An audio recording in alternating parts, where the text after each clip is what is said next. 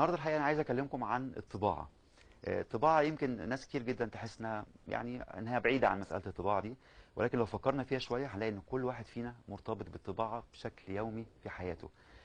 من اول طباعه الجرايد والمجلات، طباعه الورق، طباعه الحاجات اللي بتشوفوها مثلا في مطعم، كل حاجه فيها طباعه. مش بس الطباعه على الورق، في كمان الطباعه على القماش. حضرتك اللبس اللي بتلبسه في نوع من الطباعه، الملايه، الفوطه، كل شيء بتتعامل معاه الحقيقه في حياتك هو ليه علاقه بالطباعه. الطباعه دي خدت وقت طويل جدا عشان توصل للشكل اللي احنا شايفينه.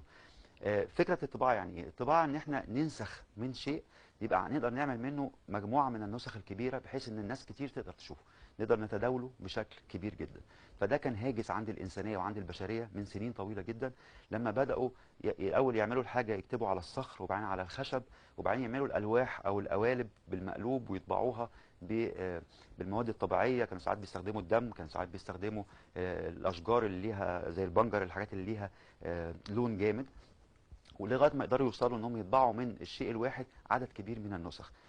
طباعه القماش كانت اخذت فتره كبيره جدا، طباعه الصحف، طباعه حاجات كتير. الاقلام ممكن تلاقي على القلم بتاعك فيه طباعه، ممكن تلاقي على الساعه.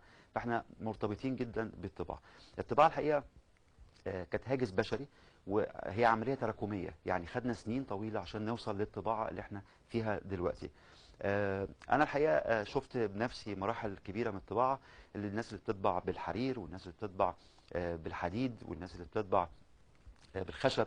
ولكن دلوقتي المساله اختلفت وتطورت تماما، بقى ليها ارتباط كبير جدا بالكمبيوتر، وبقت في برامج للطباعه بتقدر تعمل عليها الديزاين اللي انت عايزه، وممكن يطلع الاوردر مباشره الى المطبعه او المكنه بتاعت الطباعه.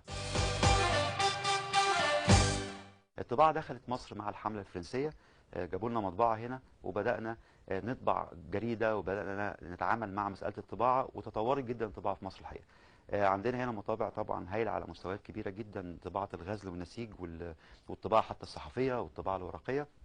ولكن الحقيقة اللي عايزكم تعرفوه انه البشرية تعبت جدا عشان تقدر توصل للوضع اللي احنا فيه حاليا. استخدام الالوان، كان زمان مثلا لما يحبوا يرسموا وردة على القماش كانوا بيجيبوا الشمع ويرسموها بالشمع على القماش ويحطوه في الصبغة، وبعد ما يطلع يسيحوا الشمع فتطلع المنطقة دي فاضية، وهكذا يحط لون تاني فتلاقي حضرتك الوردة بتاعتك.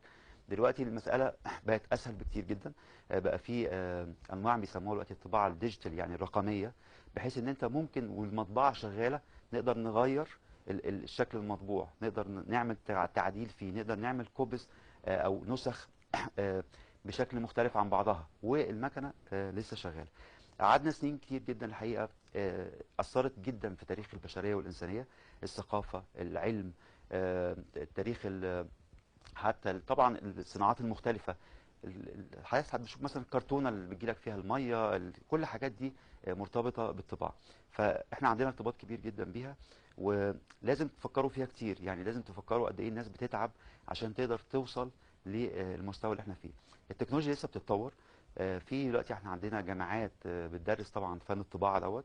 هو فن مهم جدا، وبقى ليه اساتذه بيدرسوه، وفي ناس كمان بتعمل بحوث على الطباعه في الفتره اللي جايه. بقت زي ما انتم شايفين مساله سهله جدا، ممكن اجيب برينتر او طابعه صغيره جدا اللي بتشتروها دي على الكمبيوتر وتطبعوا اي حاجه. ده تقدم. لو انتوا شفتوا بنفسكم كانوا بيعملوا ايه زمان عشان يوصلوا للمستوى ده، هنفهم قد ايه الفن ده تطور، وهو نتيجه لتراكم الخبرات البشريه، نتيجه للتاريخ البشري اللي قعد يزود من شيء لشيء، من شيء لشيء، نزود على شيء لغايه ما وصلنا الى هذه المرحله. فن الطباعه مهم جدا، ودايما اما تشوفوا حاجه مطبوعه فكروا فيها.